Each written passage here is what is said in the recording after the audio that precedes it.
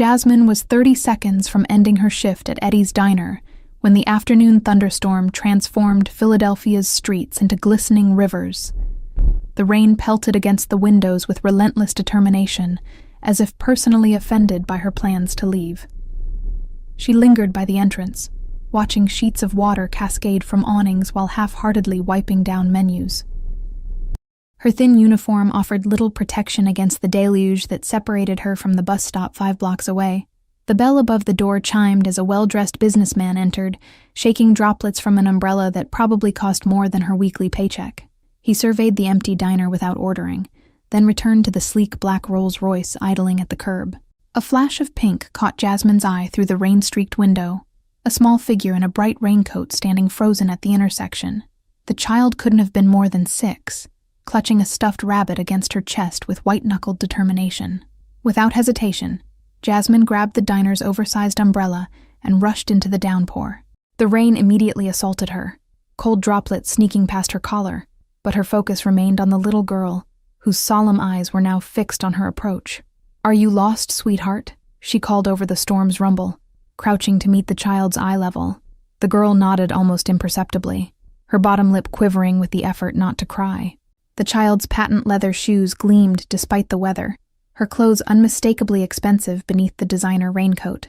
Jasmine scanned the street for frantic parents, finding only impatient drivers and the idling Rolls-Royce with its tinted windows. "My daddy is waiting," the little girl finally whispered, pointing a trembling finger toward the opposite corner, where the Philadelphia Museum of Art loomed against darkening clouds. Her voice carried the slightest trace of an accent Jasmine couldn't place. Jasmine hesitated, years of warnings about stranger danger battling with the reality of a terrified child in a storm. The girl's pleading eyes made the decision for her. She couldn't abandon this child to the elements and rushing traffic. She took the small, cold hand in hers and carefully guided them across when the light changed. The little girl walked with perfect posture despite her obvious fear, as if deportment lessons had been drilled into her since infancy. The museum steps loomed empty ahead, no anxious father in sight, only the persistent rain drumming against marble. Confusion creased Jasmine's brow as she scanned the deserted entrance, wondering if she had misunderstood the child's directions. "He's watching," the girl said cryptically, suddenly calm, as she pointed toward the Rolls-Royce that had mysteriously relocated to the museum's circular drive. The tinted window lowered just enough to reveal a masculine hand beckoning them forward. The museum guard stepped forward as they approached, his face transforming from professional concern to deferential respect upon seeing the child. "Miss Harper, your father has been worried," he said with a slight bow that seemed absurdly formal to Jasmine. The rear door of the Rolls-Royce swung open, revealing a cavernous interior of buttery leather.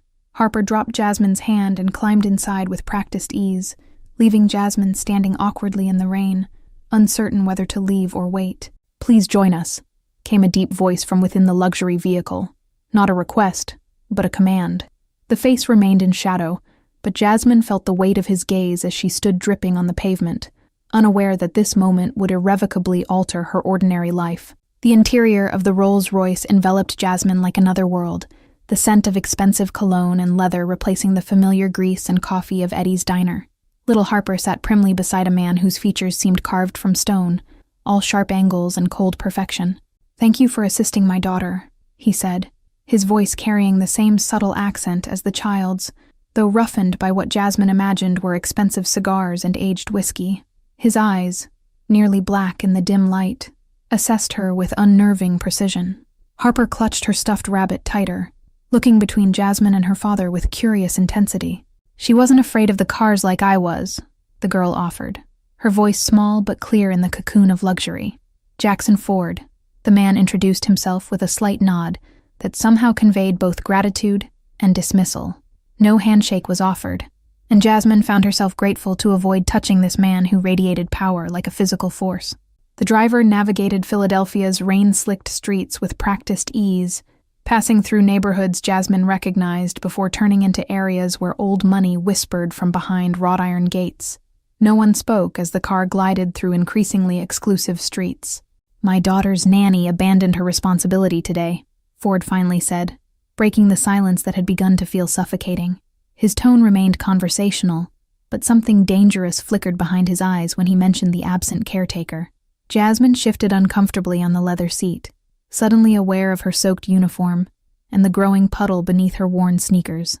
She opened her mouth to say it was no trouble, then closed it when Ford raised his hand slightly. "You work at that diner," he stated, rather than asked. "Eddie's, isn't it? For how long?" His questions felt less like casual conversation and more like an interrogation disguised as small talk. 3 years, Jasmine answered, fighting the urge to elaborate or apologize for her modest employment.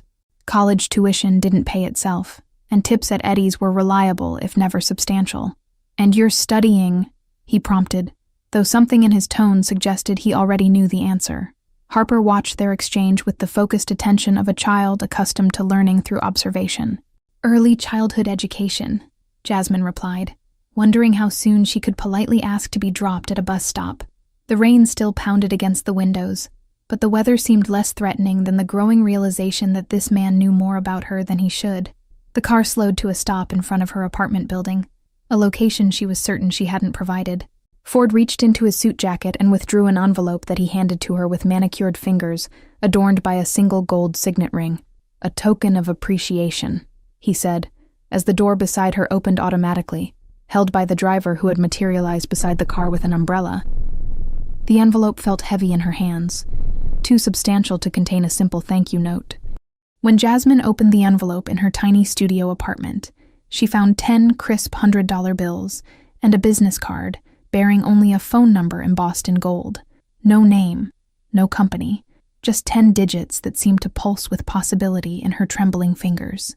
The money solved immediate problems: overdue rent, textbooks for next semester, the dental appointment she'd been postponing, but the card presented a question that kept her awake long after midnight.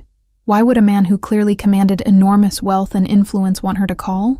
3 days passed before curiosity overcame caution, and Jasmine dialed the number on the gold-embossed card. The phone rang exactly twice before a woman with a clipped, efficient voice answered with neither greeting nor company name. "I'm calling about Mr. Ford," Jasmine said uncertainly, immediately feeling foolish for not preparing a more specific explanation.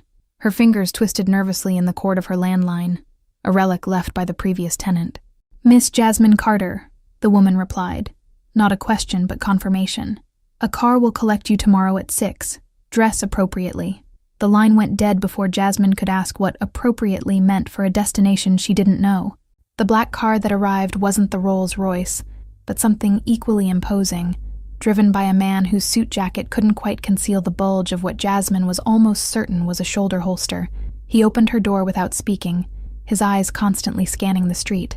They drove to Rittenhouse Square, Philadelphia's most exclusive address, stopping before an imposing limestone mansion set back from the street behind ornate iron gates. Jasmine's simple black dress, her only formal attire, suddenly felt woefully inadequate. The door opened before she reached it, revealing an older woman in what appeared to be a housekeeper's uniform, though more elegantly tailored than any Jasmine had seen. "Miss Carter, Mr. Ford is expecting you in the library," she said, gesturing toward a hallway lined with artwork. The house was a study in tasteful opulence. Marble floors, soaring ceilings, artwork that belonged in museums rather than private residences. Yet children's drawings hung in gilded frames alongside Renaissance paintings, creating a strange dissonance. Jackson Ford stood as she entered the library, a room that smelled of leather-bound books and history. "Jasmine," he said, her name sounding different in his accent, almost musical. "Thank you for coming on such short notice." "I was curious," she admitted, accepting the seat he gestured toward, but declining the offered drink. The library felt like a stage set for a conversation whose script she hadn't received, every leather chair and crystal decanter arranged with deliberate precision. A child's laughter echoed from somewhere upstairs, followed by the patter of running feet.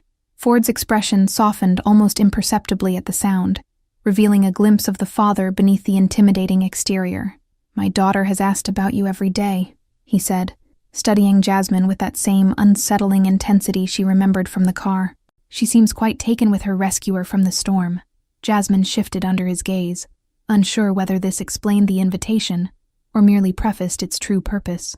"Harper seems like a wonderful child," she offered, neutrally polite while wondering what this man really wanted from her. "Her mother is no longer with us," Ford stated abruptly, the words precise and carefully emotionless. She has had 3 nannies in the past year, none suitable for various reasons. The most recent demonstrated her incompetence quite thoroughly by abandoning my daughter in a storm.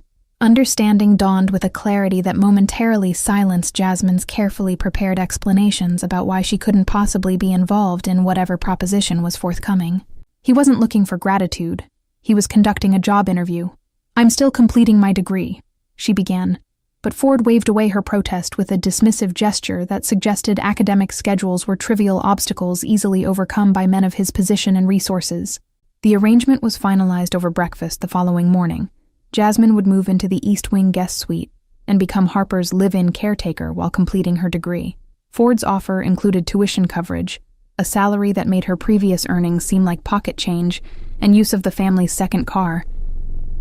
"Daddy, is she staying with us forever?" Harper appeared in the doorway of the breakfast room, still in pajamas adorned with cartoon ballerinas. Her dark hair hung in sleep-tangled curls around a face that lit up upon seeing Jasmine. Recognition flashed in the child's eyes, not mere recollection of their rainy encounter, but something deeper, as if Harper had been waiting for Jasmine long before the storm brought them together. The intensity of the connection was unsettling yet undeniable. Harper insisted on showing Jasmine her bedroom personally, leading her by the hand through corridors that felt more like a museum than a home. The child's room contrasted sharply with the mansion's formal elegance. Walls painted soft pink, shelves overflowing with books and stuffed animals. "My mom used to read to me every night," Harper confided, climbing onto her canopied bed and retrieving a worn copy of The Little Prince from beneath her pillow. The book's spine was cracked from frequent readings, its pages soft with handling. Jasmine settled beside Harper as the girl opened to a dog-eared page about the fox who wished to be tamed. "Your voice sounds like hers," Harper whispered, leaning trustingly against Jasmine's shoulder as if they'd shared bedtime stories for years. By the 3rd evening, they had established a routine: bath time followed by hair brushing, and precisely 2 stories before lights out. Harper's nightmares, which Ford had mentioned with clinical detachment during their initial meeting, hadn't materialized since Jasmine's arrival. "You're good for her," Ford observed from the doorway, as Jasmine tucked Harper in after a particularly convincing rendition of The 3 Little Pigs. His expression remained unreadable, but something in his posture had softened. The perpetual tension in his shoulders momentarily eased. Jasmine began to notice other staff watching her interactions with Harper, their expressions varying from approval to suspicion. The security personnel, ever present but nearly invisible, seemed particularly attentive to her movements throughout the mansion. "Miss Grace lasted only 2 weeks, confided Marjorie, the elderly housekeeper, as she helped Jasmine locate art supplies for a project with Harper. "The one before her, not even a month. You've got something special with that child. Don't squander it." Harper thrived under Jasmine's care, her formerly solemn demeanor gradually yielding to genuine childish exuberance. She asked endless questions, absorbed information like a sponge, and began expressing interests beyond the rigid educational schedule Ford had established. Their trip to the Franklin Institute marked Harper's first visit to a public space without her father's security detail hovering visibly nearby. Jasmine watched in wonder as the girl raced from exhibit to exhibit, her laughter echoing through the Science Museum's cavernous halls. "I want you to be my new mommy," Harper announced over ice cream cones afterward, her matter-of-fact delivery belying the emotional weight of her words. Chocolate dripped unnoticed down her fingers as she awaited Jasmine's response with unwavering expectation. Ford was uncharacteristically present for dinner that evening, joining them at the smaller family table in the breakfast room, rather than working through the meal as had become his habit. He listened attentively as Harper recounted every detail of their museum adventure. "Perhaps you'd consider making your position more permanent," he suggested, after Harper had been tucked in, his proposal hanging in the air between them like a fragile thing. The formality that usually characterized his speech had slipped, revealing something vulnerable beneath his controlled exterior. Jasmine's friends from her previous life barely recognized the transformation 6 weeks had wrought, not just in her designer clothes or the luxury car she now drove, but in the quiet confidence she carried. The mansion had become home with surprising ease, her tiny apartment already sublet to a grateful classmate. Late-night conversations with Ford became a ritual after Harper's bedtime, intellectual discussions that ranged from philosophy to politics, revealing a mind far more nuanced than his businessman persona suggested. He listened to her opinions with genuine interest, challenging her thinking without dismissing her perspectives. "My family came from nothing," he confided one evening, swirling aged scotch in a crystal tumbler as firelight cast dramatic shadows across his features. "Everything I've built, I built for Harper, to ensure she never knows the hunger I knew as a child." The household staff treated Jasmine with increasing deference as her position evolved from employee to something less defined but undeniably more significant. Even Martinez, the taciturn head of security, began acknowledging her with respectful nods in hallways once forbidden to her. Glimpses of Ford's business associates offered puzzling contradictions. Politicians dining in the formal room one evening, men with hard eyes and concealed weapons conferring in hushed tones in the study the next. Jasmine learned to navigate these encounters with diplomatic grace, shepherding Harper away when conversations grew tense. "Some of my associates lack certain social refinements," Ford explained dismissively when she questioned the armed men who arrived past midnight. His tone discouraged further inquiry, though his eyes held something that might have been apology. Harper's 6th birthday celebration transformed the austere mansion into a fairy tale kingdom, complete with a carousel on the back lawn and a cake taller than the birthday girl herself. Guests arrived in chauffeur-driven cars, bearing gifts that reflected both ostentatious wealth and careful consideration. "You've made her happy," Mrs. Petroff, an elegant older woman Jasmine understood to be Harper's godmother, observed as they watched the child delight in her presence. Jackson, too, though he'd sooner cut out his tongue than admit it.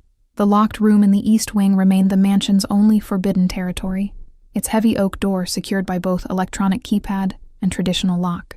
Harper avoided even walking past it, her usual chatter falling silent whenever their path took them down that corridor. Jasmine discovered Ford's private art collection quite by accident, taking a wrong turn while searching for Harper's misplaced stuffed rabbit. The gallery occupied a converted ballroom, its walls adorned with paintings whose collective value likely exceeded the GDP of small nations. "My wife was the collector," Ford said, startling Jasmine from her admiration of a particularly striking Modigliani. He stood in the doorway, jacket removed and tie loosened, the most informal she had ever seen him outside their late-night conversations. Ford crossed the room with deliberate steps, stopping beside a portrait of a woman whose resemblance to Harper was unmistakable. The same solemn eyes and delicate features, though the woman's expression held a worldliness the child had yet to develop. "Anastasia preferred artists with troubled souls," he added softly. "She was beautiful," Jasmine offered, sensing the complex grief that radiated from him as he gazed at his late wife's image.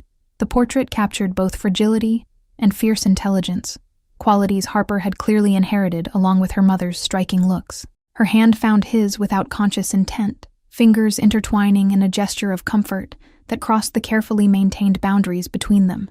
Ford's grip tightened briefly before he released her. The momentary vulnerability shuddered behind his usual composed facade. "We should return to Harper," he said, voice restored to its customary controlled cadence. But something had shifted between them, an acknowledgement of connection that neither could comfortably name, yet neither wished to deny. The first indication that Ford's business extended beyond legitimate enterprise came in fragments of overheard phone conversations, terse instructions about shipments and oblique references to competitors encroaching on territories. His voice during these calls transformed, the cultured accent giving way to something harder, more commanding.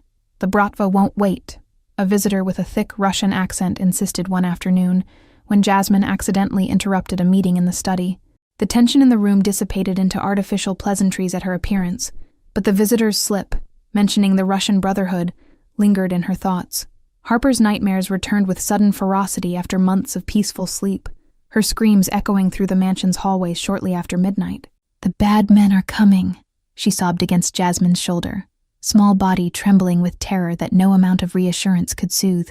Ford's reaction to his daughter's resurgent fears was immediate and alarming.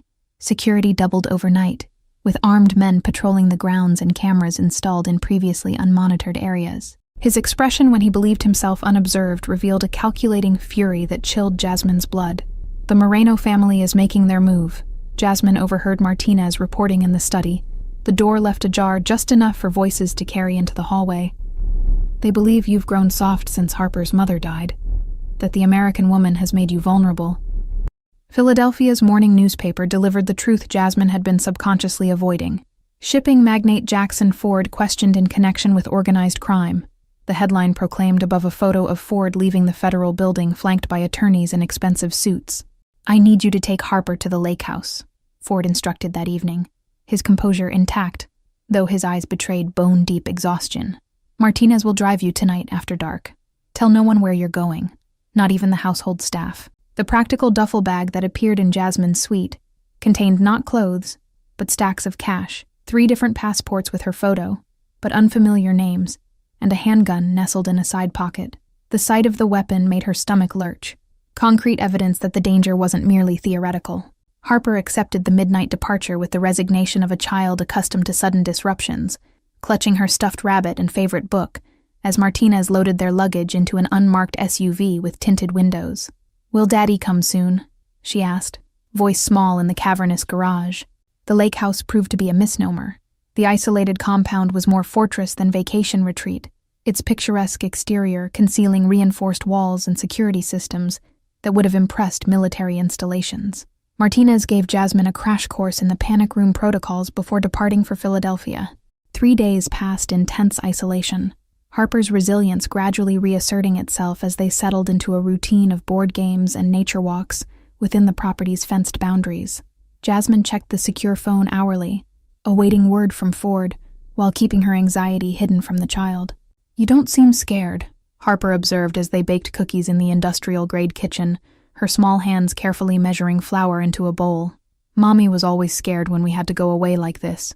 The rival family's threat materialized at dusk on the 4th day, headlights cutting through the trees as 3 vehicles approached along the private road, moving too fast for casual visitors. Jasmine activated the security protocols with trembling fingers, herding Harper toward the panic room as instructed. "We have to be very quiet now," she whispered, as the reinforced door sealed them inside the hidden chamber, its walls lined with monitors displaying camera feeds from around the property. Harper nodded solemnly, settling into the routine of a scenario she had clearly experienced before. The intruders moved with military precision, systematically breaching the house's outer defenses, while speaking rapid-fire Spanish into communication devices. Jasmine counted 6 men, all armed, all focused on finding something, or someone, with single-minded determination that made her blood run cold. The panic room's communication system beeped with an incoming call, just as the intruders breached the main entrance. Ford's face appeared on the monitor, his composed expression belying the chaos visible in the background of what appeared to be his study in Philadelphia. "They found you faster than anticipated," he said, eyes darting to Harper, who pressed herself against the screen at the sound of her father's voice. "Reinforcements are 20 minutes out, but you need to move before they locate the panic room." Jasmine's journalism professor would appreciate the irony. Her abandoned minor was proving unexpectedly useful as headlines about Ford flashed through her memory. Philadelphia crime families, Russian mafia territories, Bratva lieutenant escapes federal custody, pieces falling into terrible alignment. "You're not just a businessman," she stated flatly, one arm protectively around Harper, while her free hand hovered over the panic room's internal arsenal. The revelation felt simultaneously shocking and obvious, like a truth her subconscious had recognized long before her rational mind acknowledged it. Ford's expression shifted from urgency to resignation, the carefully cultivated facade of legitimacy crumbling under the weight of circumstance. "I've been many things, businessman, immigrant, survivor, but right now, I'm just a father asking you to protect what matters most." The secret passage behind the panic room's rear wall opened to a tunnel that smelled of damp earth and recent construction. Harper moved through the darkness with practiced ease, her small hand gripping Jasmine's with surprising strength as they navigated the narrow passage toward an exit half a mile from the main house. "Mommy and I used this when the bad men came before," Harper whispered, her matter-of-fact tone more chilling than any fear would have been. The tunnel eventually opened into a small clearing, where an unassuming sedan waited, keys hidden in the wheel well as Ford had instructed. The morning newspaper at their motel outside Pittsburgh confirmed Jasmine's worst fears. "Suspected mob boss, Ford eludes federal custody," screamed the headline above a photo, showing the mansion's gates riddled with bullet holes. The article detailed allegations of racketeering, money laundering, and connections to the Russian mafia dating back decades. "Is Daddy a bad man?" Harper asked, her small face solemn as she studied the newspaper Jasmine had failed to hide quickly enough. The question contained multitudes, moral complexity far beyond her 6 years, yet perfectly distilled to the essence of their situation. Jasmine chose her words carefully, aware that this moment might shape Harper's understanding of her father forever. Your daddy has made some bad choices, but he loves you more than anything in this world. That part is absolutely true. The burner phone Ford had hidden in the car chirped with coordinates for a rendezvous point near the Ohio border. Jasmine hesitated, finger hovering over the response button, the weight of her next decision pressing on her chest with physical force. Every rational thought screamed for her to contact authorities, to extricate herself and possibly Harper from a situation rapidly spiraling beyond comprehension. Yet the memory of Ford's expression when he spoke of keeping his daughter safe resonated with something fundamental in her own heart. They reached the abandoned factory as sunset painted the sky in violent oranges and reds, a fitting backdrop for the confrontation Jasmine knew awaited inside. Harper had fallen asleep in the back seat, exhaustion finally overcoming the adrenaline that had sustained her through their flight.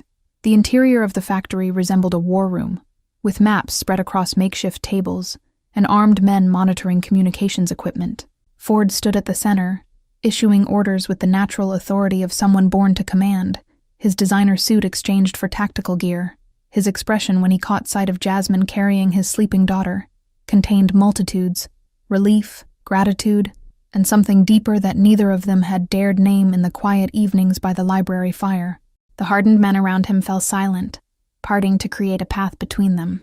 "You came," Ford said simply, reaching for Harper with hands that trembled slightly despite his composed facade. The sleeping child transferred to her father's arms without waking, instinctively nestling against his chest as if sensing safety even in slumber. "Not for you," Jasmine clarified, though the declaration lacked conviction even to her own ears. The past 24 hours had stripped away pretenses, leaving raw truth exposed like nerve endings. Her attachment to Harper, her complicated feelings for Ford, her own moral compass spinning wildly. Ford nodded, accepting both her presence and her distance as he carried Harper to a small room that had been prepared with military precision. Cot made with hospital corners, stuffed rabbit positioned on the pillow, copy of The Little Prince on a makeshift bedside table. "The Moreno cartel believes taking Harper will force me to surrender territory along the eastern seaboard," Ford explained once his daughter was settled.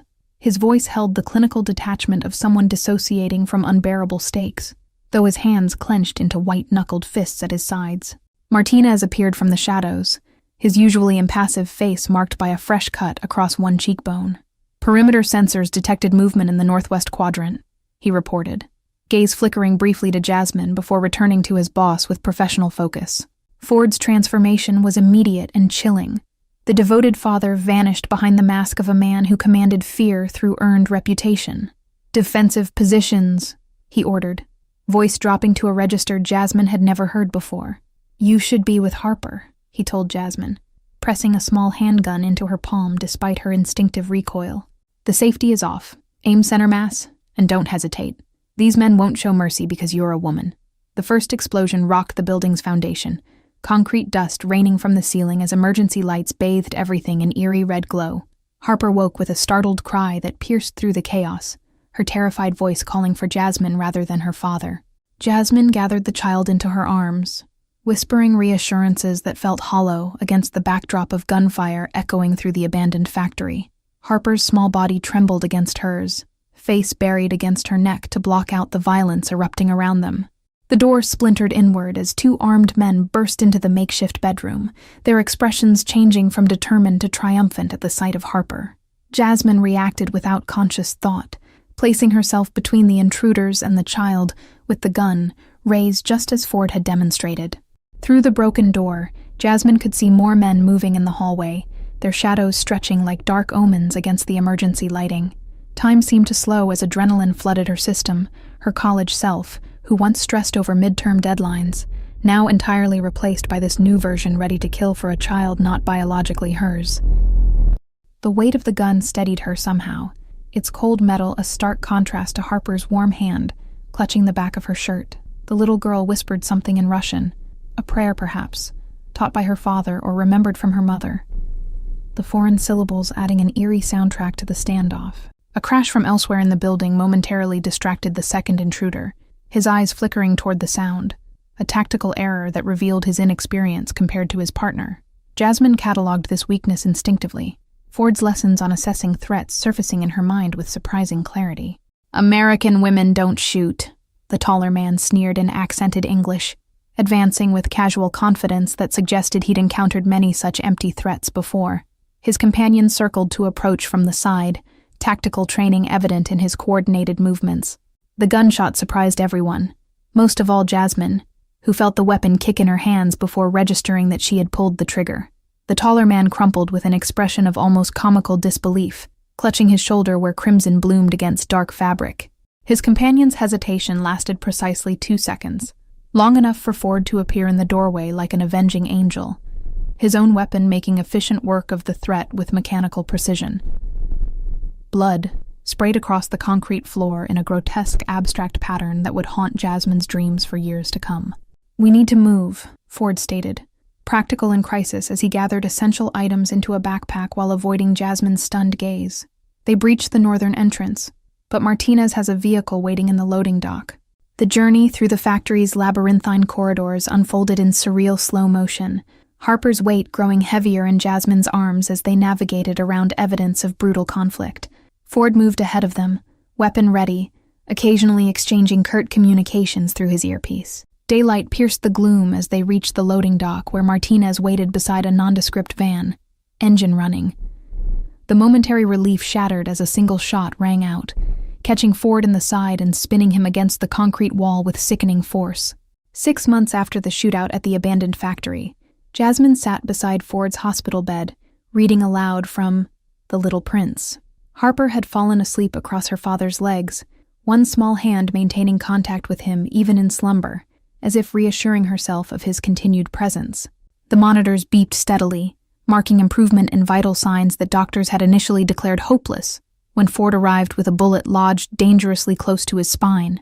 His recovery defied medical predictions, with the same stubborn determination that characterized everything he did.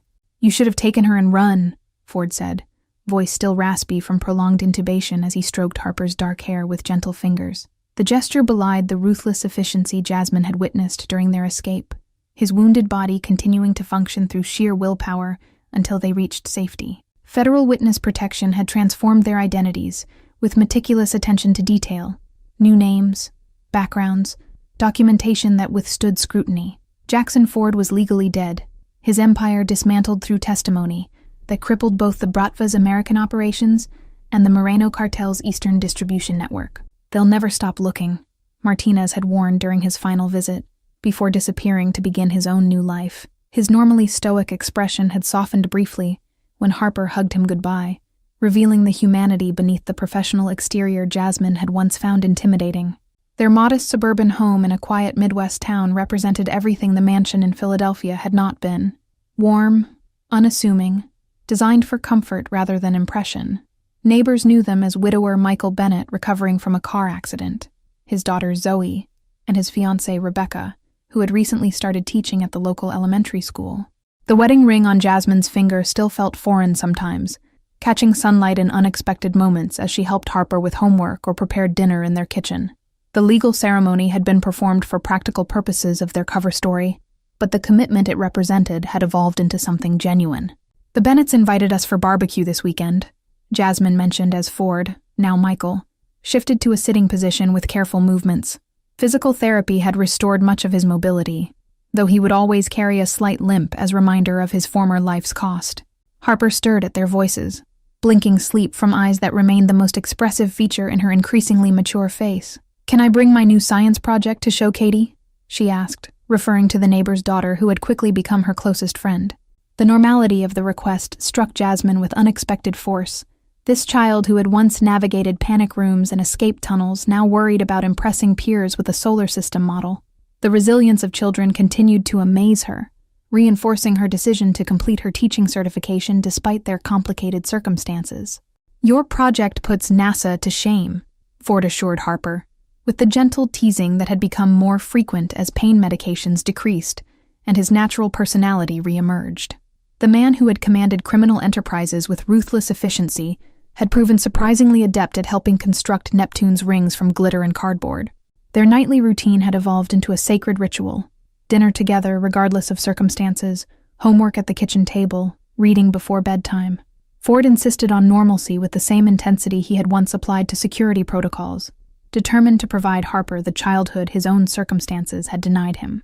"I received a letter from Mrs. Petroff," Ford mentioned after Harper had bounded upstairs to call Katie about weekend plans. He extracted a carefully folded paper from his pocket, handwritten in elegant Cyrillic that Jasmine had learned to recognize if not read during their months together.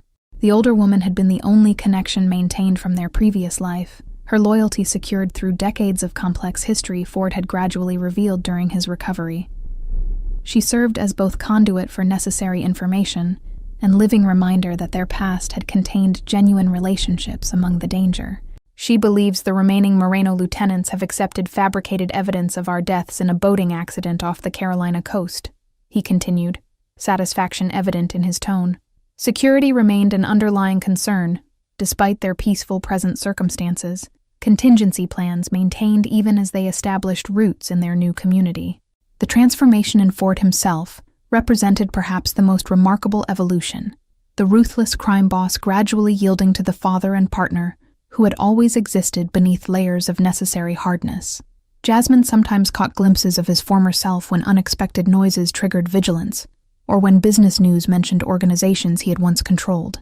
Their bedroom conversations often turned to the future, possibilities that would have seemed impossible during those blood-soaked hours in the abandoned factory. Ford spoke of Harper's education, of perhaps expanding their family someday, his voice softening when he admitted his hope that their children would never know the weight of his past sins.